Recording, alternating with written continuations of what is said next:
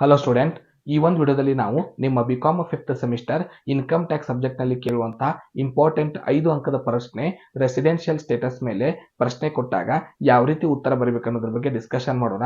ಯಾವ ರೀತಿ ಸ್ಟೇಟಸ್ ನ ಐಡೆಂಟಿಫೈ ಮಾಡಬೇಕು ಅನ್ನೋದ್ರ ಬಗ್ಗೆ ಡಿಸ್ಕಷನ್ ಮಾಡೋಣ. ಸೊ ಒಂದು ಎಕ್ಸಾಂಪಲ್ ತಗೊಂಡಿದ್ದೀನಿ. Mister Vijay who left India for first time to Afghanistan on 1st April 2020. Mister Vijay ಅನ್ನೋರು 2020ರಲ್ಲಿ ಏಪ್ರಿಲ್ ತಿಂಗಳಿನಲ್ಲಿ ಅಫ್ಘಾನಿಸ್ತಾನ್ ದೇಶಕ್ಕೆ ಮೊದಲ ಬಾರಿಗೆ ಹೋಗಿದ್ದಾರೆ and came back to India on 1st December 2022 again. So 2022 December 1ನೇ ತಾರೀಕು ರಿಟರ್ನ್ ಬಂದಿದ್ದಾರೆ ಇಂಡಿಯಾಗೆ. Again on 1/7/2023 he left for Japan ದೇಶಕ್ಕೆ ಜುಲೈ 1 2023ಕ್ಕೆ ಹೋಗಿದ್ದಾರೆ. Came back to India on 1st February 2024. 2024 ಫೆಬ್ರವರಿಯಲ್ಲಿ ರಿಟರ್ನ್ ಬಂದಿದ್ದಾರೆ. ಈ ರೀತಿಯಾಗಿ ಕೆಲವೊಂದಿಷ್ಟು ಡೇಟ್ಗಳನ್ನ ಮತ್ತು ದೇಶಗಳ ಹೆಸರನ್ನ, ಹೋಗಿರೋದ್ರ ಬಗ್ಗೆ, ಬಂದಿರೋದ್ರ ಬಗ್ಗೆ ಡೀಟೇಲ್ಸ್ ಕೊಟ್ಟಿರ್ತಾರೆ. ನೀವು ಪ್ರೀವಿಯಸ್ ಇಯರ್ ನಲ್ಲಿ ಎಷ್ಟು ದಿನ ಸ್ಟೇ ಇದ್ರು ಇಂಡಿಯಾದಲ್ಲಿ ಅದರ ಮೂಲಕ ಈ ವ್ಯಕ್ತಿಯ ಸ್ಟೇಟಸ್ ಅನ್ನ ಕಂಡುಹಿಡಿಬೇಕಾಗುತ್ತೆ. ಅವರು ಕೊಟ್ಟಿರುವಂತ ಡೀಟೇಲ್ಸ್ ನಲ್ಲಿ ಏನೇನು ನಾವು ಬಳಸ್ಕೊಂಡು ಉತ್ತರವನ್ನ ಬರಿಬೇಕು, ಏನೆಲ್ಲ ಫಾರ್ಮ್ಯಾಟ್ ಇರುತ್ತೆ ಅನ್ನೋದನ್ನ ಈ ವಿಡಿಯೋದಲ್ಲಿ ಚರ್ಚೆ ಮಾಡ್ತಾ ಇದೀವಿ. ಮೊದಲಿಗೆ ಆನ್ಸರ್ ಬರಿಬೇಕಂದ್ರೆ ಫಸ್ಟ್ ಏನ್ ಮಾಡಬೇಕು, ಅಸೆಸ್ಮೆಂಟ್ ಇಯರ್ ಬಗ್ಗೆ ಬರಿಬೇಕು. So assessment year, previous year, assessee,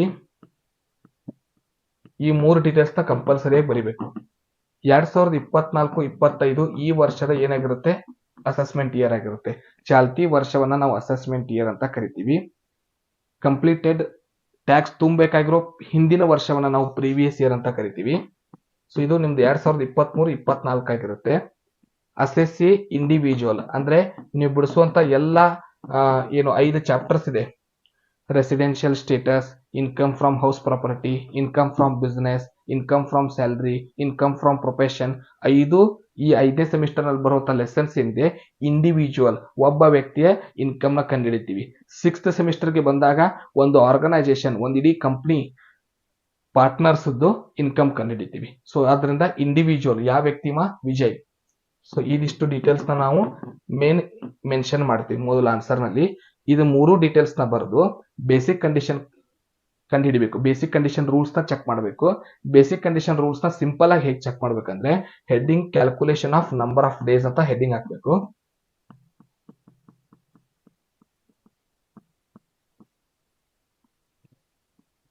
ಎರಡು ಕಾಲಮ್ ಹಾಕ್ತೀವಿ ಕ್ಯಾಲ್ಕುಲೇಷನ್ ಆಫ್ ನಂಬರ್ ಆಫ್ ಡೇಸ್ಗೆ. ಏನ್ ಮಾಡ್ತೀವಿ, April 1, 2023 beginning of the previous year ಮೇಲೆ ನಾವು ಪ್ರಾಬ್ಲಮ್ ನ ಸಾಲ್ವ್ ಮಾಡೋದು.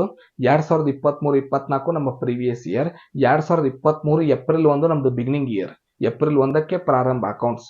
ಸೊ ಏಪ್ರಿಲ್ 1 2023 ಅಂತ ಬರ್ಕೋತೀವಿ. ನೆಕ್ಸ್ಟ್ ಏನ್ ಮಾಡ್ತೀವಿ, ಮಾರ್ಚ್ 31 2024 ಅಂತ ಬರಿತೀವಿ. ಈ ಎರಡು ಡೇಟ್ ನ ಬರೋದು. ಮಂತ್ಸ್ ಮತ್ತು ಡೇಟ್ಸ್ ನ ಎಣಿಸ್ಬೇಕಲ್ಲ. ಈಗ ಏನ್ ಮಾಡ್ತೀವಿ, ಇಡೀ ಪ್ರಶ್ನೆಯಲ್ಲಿ ಏನಾದ್ರೂ ಡೇಟ್ ಕೊಡ್ಲಿ, 2023 ಇಸ್ವಿ ಇರೋ ಡೇಟ್ ನ ಹುಡುಕ್ಬೇಕು ಫಸ್ಟ್. ಸೊ ಈ ಪ್ರಶ್ನೆಯಲ್ಲಿ ಇಲ್ಲಿದೆ 2023, ಇದನ್ನ 2023 ಎದುರುಗಡೆ ಬರ್ಕೋಬೇಕು. ಪ್ರಶ್ನೆಯಲ್ಲಿ 2024 ಕ್ವಶನ್ ಡೇಟ್ ನ ಹುಡುಕ್ಬೇಕು, ಇಲ್ಲಿದೆ, ಇದನ್ನ ಇದ್ರ ಹಿಂದ್ಗಡೆ 1st February 2024. ಸೊ ಪ್ರಶ್ನೆಯಲ್ಲಿ ನಾವು ಉತ್ತರದಲ್ಲಿ ಏನ್ ಮಾಡ್ತೀವಿ, ಓಪನಿಂಗ್ ಡೇಟ್ ಫಿಕ್ಸ್ ಬರಿತೀವಿ April 1, 2023. ಪ್ರಶ್ನೆಯಲ್ಲಿ 2023 ಡೇಟ್ ನ ಹುಡುಕಿ ಓಪನಿಂಗ್ ಡೇಟ್ ಎದುರುಗಡೆ ಬರಿತೀವಿ. ಕ್ಲೋಸಿಂಗ್ ಡೇಟ್ ನ ಬರ್ಕೊಂಡಿರ್ತೀವಿ ಮಾರ್ಚ್ 31, 2024 ಕ್ಲೋಸಿಂಗ್ ಡೇಟ್. ಅದ್ರ ಹಿಂದ್ಗಡೆ ಏನ್ ಮಾಡ್ತೀವಿ, ಕ್ವಶನ್ ಅಲ್ಲಿ ಇರುವಂತಹ 2024 ಡೇಟ್ ನ ಹುಡುಕಿ ಇಲ್ಲಿ ಬರ್ಕೋತೀವಿ. ಈ ರೀತಿಯಾಗಿ ಡೇಟ್ ನ ಬರ್ಕೊಂಡ್ರ ನಂತರ ಒಂದ್ ವೇಳೆ ಏನಾದ್ರೂ ಅವ್ರು 2023 ಅಥವಾ 24 ಕೊಟ್ಟಿಲ್ಲ ಅಂದ್ರೆ, 23 ಕೊಟ್ಟಿಲ್ಲ ಅಂದ್ರೆ ಇದು 0 ಆಗುತ್ತೆ, 24 ಕೊಟ್ಟಿಲ್ಲ ಅಂದ್ರೆ ಇದು 0 ಆಗುತ್ತೆ. ಸೊ ಈ ರೀತಿಯಾಗಿ ಬರ್ಕೊಂಡು ಇಲ್ಲಿರೋ ಮಂತ್ ಯಾವ್ದಿದೆ 4 ಅಂದ್ರೆ ಯಾವ ತಿಂಗಳಿದು, ಏಪ್ರಿಲ್. ಸೊ ಏಪ್ರಿಲ್ ಇಂದ ಸ್ಟಾರ್ಟ್ ಮಾಡ್ತೀವಿ ಮಂತ್ ಹೆಸರು ಬರೆಯೋದಕ್ಕೆ. ಎಲ್ಲಿವರೆಗೂ ಬರೀಬೇಕು, ಇಲ್ಲಿ ಬಂದಂತ ಡೇಟ್, ಇಲ್ಲಿ ಬಂದಿರೋದು 7 ಅಂದ್ರೆ ಜುಲೈ ವರೆಗೂ ಬರಿತೀವಿ. April, May, June, July. So ಜುಲೈಗೆ ನಿಲ್ಲಿಸೋದಲ್ಲ, ಇಲ್ಲಿ ಬಂದಂತ ಡೇಟ್ ನಿಮ್ಮ ಪ್ರಶ್ನೆಯಲ್ಲಿ ಏನಿರುತ್ತೆ ಆ ಡೇಟ್ಗೆ ನಿಂದಿರಿಸೋದು. ಇಲ್ಲಿ ನಮ್ದು 7 ಬಂದಿದೆ. ಸೊ 7 ಅಂದ್ರೆ ಜುಲೈ ಮಂತ್, ಜುಲೈಗೆ ಸ್ಟಾಪ್ ಮಾಡಿದ್ದೀನಿ ಮಂತ್ ಹೆಸರು ಬರೆಯೋದನ್ನ. ಸೊ ಮಂತ್ ನ ಡೇಟ್ಸ್ ನ ಬರ್ತಾ ಹೋಗ್ತೀವಿ. ಏಪ್ರಿಲ್ಗೆ 30 ಡೇಸ್ ಇರುತ್ತೆ, ಮೇಗೆ 31 ಡೇಸ್ ಇರುತ್ತೆ, ಜೂನ್ಗೆ 30 ಡೇಸ್ ಇರುತ್ತೆ. ಸೊ ನಾವು ಲಾಸ್ಟ್ ಮಂತ್ ಬಂದಾಗ ಇಲ್ಲಿರೋ ಡೇಟ್ ನಾವು ಮಂತ್ ಡೇಟ್ ಆಗಿ ತಗೊಂತೀವಿ. ಸೊ 1 ಜುಲೈ 1 ಅಂತ ಕೊಟ್ಟಿದ್ದಾರೆ 1, ಇಲ್ಲಿ ಏನಾದ್ರು 5th ಜುಲೈ ಅಂತ ಕೊಟ್ಟಿದ್ರೆ 5, ಎಷ್ಟು ಡೇಟ್ ಇರುತ್ತೆ ಅದೇ ನಮ್ದು ಡೇಸ್ ಆಗುತ್ತೆ. ಟೋಟಲ್ ಮಾಡ್ಕೊಂಡಾಗ ಈಗ 30 31 ಪ್ಲಸ್ 30 ಪ್ಲಸ್ 1 ಮಾಡಿದಾಗ 92 ಡೇಸ್ ಆಗುತ್ತೆ. ಇನ್ನು ನೆಕ್ಸ್ಟ್ ಸೆಕ್ಷನ್ ಇಲ್ಲಿ 2 ಅಂತ ಬರ್ದಿದ್ದೀವಿ, ಅಂದ್ರೆ ಫೆಬ್ರವರಿಯಿಂದ ಸ್ಟಾರ್ಟ್ ಮಾಡ್ತೀವಿ. ಇಲ್ಲಿರೋ ಮಂತ್ ವರೆಗೂ ಬರಿತೀವಿ. ಮಂತ್ ಮಾರ್ಚ್ ಇದೆ, ಸೊ ಫೆಬ್ರವರಿ ಮತ್ತು ಮಾರ್ಚ್ ಮಂತ್ ಹೆಸರು ಬರೆದು ಮಾರ್ಚ್ಗೆ ಕೊನೆ ದಿನ 31 ಡೇಸ್ ಇರುತ್ತೆ, 31 ದಿನ ಇರುತ್ತೆ. ಸೊ ಇಲ್ಲಿ ಬಂದಂತ ಡೇಟ್ ನೋಡ್ತೀವಿ, 1ನೇ ತಾರೀಕಿದೆ. ಇಲ್ಲಿರೋದು ಫೆಬ್ರವರಿ ಮಂತ್ಗೆ 28 ದಿನ ಇರುತ್ತೆ. ಇಲ್ಲಿಗೆ ಬಂದಂತ ಡೇಟ್ ನ ಮೈನಸ್ ಮಾಡಬೇಕು, ಒಂದನ್ನ ಮೈನಸ್ ಮಾಡಿದ್ರೆ 27 ಆಗುತ್ತೆ. ಇದನ್ನ ಬಿಗಿನಿಂಗ್ ನಿಂದ ಬರ್ಕೊಂತ ಬರ್ತೀವಿ ಡೇಟ್ಸ್ ನ ಮಂತ್ಗೆ. ಇವಕ್ಕ ಕ್ಲೋಸಿಂಗ್ ಉಲ್ಟಾ ಹೋಗ್ತೀವಿ, ಕ್ಲೋಸಿಂಗ್ ಡೇಟ್ ಇಂದ ಬರ್ಕೊಂತ ಹೋಗ್ತೀವಿ. ಸೊ ಇಲ್ಲಿರೋದು ಮಾರ್ಚ್ಗೆ ಕೊನೆ ದಿನ 31 ಇರುತ್ತೆ. ಇಲ್ಲಿಗೆ ಬಂದಾಗ ಫೆಬ್ರವರಿ, ಆದ್ರೆ ಇದ್ರ ಮಂತ್ ಡೇಟ್ ಹಚ್ಚೋ ಮೆಥಡ್ ಚೇಂಜ್ ಇರುತ್ತೆ. ಇಲ್ಲಿ ತಾರೀಕಿನಿದೆ 1 ಬಂದಿದೆ, ಫೆಬ್ರವರಿಗೆ 28 ದಿನ ಇರುತ್ತೆ. 1 ಮೈನಸ್ ಮಾಡಿ 27 ಹಚ್ಚಿದ್ವಿ. ಫಾರ್ ಎಕ್ಸಾಂಪಲ್ ಈಗ ಇಲ್ಲಿ 5 ಜನವರಿ 2024 ಬಂದಿತ್ತಂದ್ರೆ ಆಗ ಮಾರ್ಚ್ ಫೆಬ್ರವರಿ ಜನವರಿನೂ ಬರ್ದಿರ್ತಿದ್ವಿ. ಮಾರ್ಚ್ಗೆ 31 ದಿನ, ಫೆಬ್ರವರಿಗೆ 28 ದಿನ ಬರ್ತಿದ್ವಿ. ಜನವರಿಗೆ ಬಂದಾಗ ಜನವರಿಗೆ ಇಲ್ಲಿ 5 ಅಂತ ಡೇಟ್ ಇತ್ತು ಅಂತ ತಿಳ್ಕೊರಿ. ಜನವರಿಗೆ 31 ದಿನ ಇರುತ್ತೆ, 5 ಮೈನಸ್ ಮಾಡಬೇಕು, 26 ದಿನ ಆನ್ಸರ್ ಬರೀಬೇಕು. ಈ ರೀತಿಯಾಗಿ ಕ್ಯಾಲ್ಕುಲೇಷನ್ ಮಾಡ್ತೀವಿ. ಇವೆರಡು ಡೇಟ್ಸ್ ನ ಟೋಟಲ್ ಮಾಡಿದಾಗ 58 ಡೇಸ್ ಇದೆ. ಓವರ್ ಆಲ್ ಟೋಟಲ್ ಮಾಡ್ಕೊಂಡಾಗ 150 ಡೇಸ್ ಇದೆ. ಇದು ಯಾವಾಗ 60 ಡೇಸ್ ದಾಟುತ್ತೆ ಅವಾಗ ಮಾತ್ರ ನೀವು ಅಡಿಷನಲ್ ಕಂಡೀಷನ್ ನ ಚೆಕ್ ಮಾಡಬೇಕು. ಒಬ್ಬ ವ್ಯಕ್ತಿಗೆ 3 ಸ್ಟೇಟಸ್ ಇರುತ್ತೆ. ಮೊದಲನೇ ಸ್ಟೇಟಸ್ ನ ಆರ್ಡಿನರಿ ರೆಸಿಡೆಂಟ್ ಅಂತ ಕರಿತೀವಿ. ಎರಡನೇದು NRI, not ordinary resident.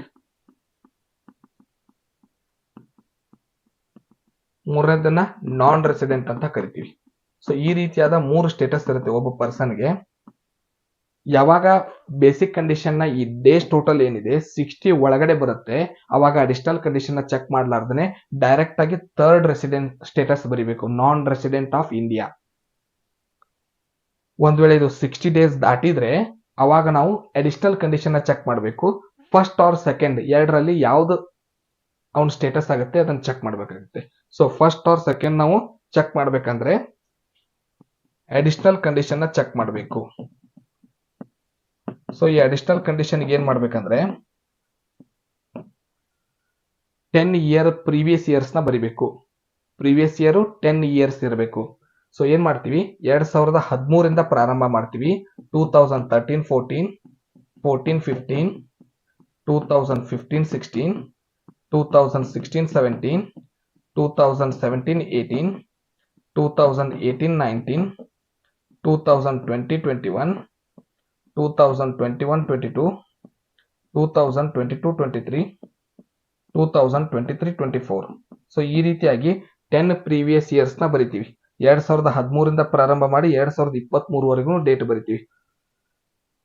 So ಈ ರೀತಿಯಾಗಿ ಪ್ರೀವಿಯಸ್ ಇಯರ್ ಬಂದ ನಂತರ ಕ್ವಶನ್ ಅಲ್ಲಿರುವಂತಹ ಮೊದಲ ಡೇಟ್ ನ ನೋಡ್ತೀವಿ. ಫಸ್ಟ್ ಡೇಟ್ ಯಾವುದೇ ಬರಲಿ ಅದನ್ನ ನೋಡ್ತೀವಿ. ಯಾವ ಇಸ್ವಿದೆ ಚೆಕ್ ಮಾಡ್ತೀವಿ, 2020 ಇದೆ. ಸೊ ಇದರಲ್ಲಿ 2020 ಹುಡುಕ್ತೀವಿ, 2020. ಇದನ್ನ ಮಾರ್ಕ್ ಮಾಡಿ ಇಲ್ಲಿರೋ ಎಲ್ಲ ಇಯರ್ ಅವನು ನಮ್ಮ ದೇಶದಲ್ಲೇ ಇದ್ದಾನೆ. ಈ ಇಯರ್ಸ್ ನ ಕೌಂಟ್ ಮಾಡ್ತೀವಿ. 1 2 3 4 5 6. ಸೊ 6 ಇಯರ್ಸ್ ನಮ್ಮ ದೇಶದಲ್ಲಿ ಇದ್ದಾನೆ. ಅಡಿಷನಲ್ ಕಂಡೀಷನ್ ರೂಲ್ಸ್ ಏನಂದ್ರೆ ಅವನು ನಮ್ಮ ದೇಶ ಬಿಟ್ಟು ಹೋಗೋ ಮೊದಲು ಮಿನಿಮಮ್ 2 ವರ್ಷ ನಮ್ಮ ದೇಶದಲ್ಲಿ ಇರಬೇಕು. ಹಿಂದಿನ 10 ವರ್ಷದಲ್ಲಿ 2 ವರ್ಷ ನಮ್ಮ ದೇಶದಲ್ಲಿ ಇರಬೇಕು. ಪ್ರಶ್ನೆಯಲ್ಲಿ ಕೊಟ್ಟಂತ ಮೊದಲನೇ ಡೇಟ್ ಇರುತ್ತೆ, ಅವನು ಮೊದಲ ಬಾರಿಗೆ ಹೋದಂತ ಫಾರಿನ್ ಡೀಟೇಲ್ಸ್ ಇರುತ್ತೆ. ಸೊ ಮೊದಲ ಬಾರಿಗೆ ಅವನು ಹೋಗಿದ್ದು 2020ರಲ್ಲಿ. ಸೊ 20 ಮುಂಚೆ ಇರುವಂತ 6 ವರ್ಷ ಪ್ರೀವಿಯಸ್ ಇಯರ್ ನಮ್ಮ ದೇಶದಲ್ಲೇ ಇದ್ದಾನೆ. ಇವನು ಅಡಿಷನಲ್ ಕಂಡೀಷನ್ ಪಾಸ್ ಆಗಿದ್ದಾನೆ. ಇದು 60 ಡೇಸ್ ಮೇಲೆ ಬಂದಿದೆ. ಬೇಸಿಕ್ ಕಂಡೀಷನ್ ಪಾಸ್ ಆಗಿದ್ದಾನೆ. ಯಾವಾಗ ಬೇಸಿಕ್ ಮತ್ತು ಅಡಿಷನಲ್ ಕಂಡೀಷನ್ ಎರಡೂ ಪಾಸ್ ಆಗುತ್ತೆ ಮೊದಲನೇ ಸ್ಟೇಟಸ್ ನಮ್ದು ಆನ್ಸರ್ ಆಗುತ್ತೆ, ordinary resident. He passes basic condition, he passes additional condition, so he is ordinary resident ಅಂತ ಆನ್ಸರ್ ಬರೀಬೇಕು. ಒಂದ್ ವೇಳೆ ಇದೇನಾದ್ರೂ ಇಲ್ಲಿ 2020 ಇರೋ ಜಾಗದಲ್ಲಿ 2014 ಅಂತ ಇದ್ರೆ ಸೊ ಆಗ ನಾವು ಇದನ್ನ ಮಾರ್ಕ್ ಮಾಡ್ತಿದ್ವಿ 2014ನ. ಸೊ 2014 ಮೊದಲು ಕೇವಲ 1 ವರ್ಷ ಮಾತ್ರ ನಮ್ಮ ದೇಶದಲ್ಲಿ ಇದ್ದಾನೆ, ಅವನದು ಅಡಿಷನಲ್ ಕಂಡೀಷನ್ ಫೇಲ್ ಆಗ್ತಿತ್ತು. ಬರೀ ಬೇಸಿಕ್ ಕಂಡೀಷನ್ ಅಷ್ಟೇ ಪಾಸ್ ಆದ್ರೆ ಎರಡನೇ ಸ್ಟೇಟಸ್ ಬರಿತೀವಿ, ನಾಟ್ ಆರ್ಡಿನರಿ ರೆಸಿಡೆಂಟ್. ಬಂದ್ರೆ ಪೇಪರ್ ನಲ್ಲಿ ಆರ್ಡಿನರಿ ರೆಸಿಡೆಂಟ್, ಬಿಟ್ರೆ ನಾನ್ ರೆಸಿಡೆಂಟ್, ಇವೆರಡೇ ಸ್ಟೇಟಸ್ ಬರುತ್ತೆ ಕ್ವಶನ್ಸ್.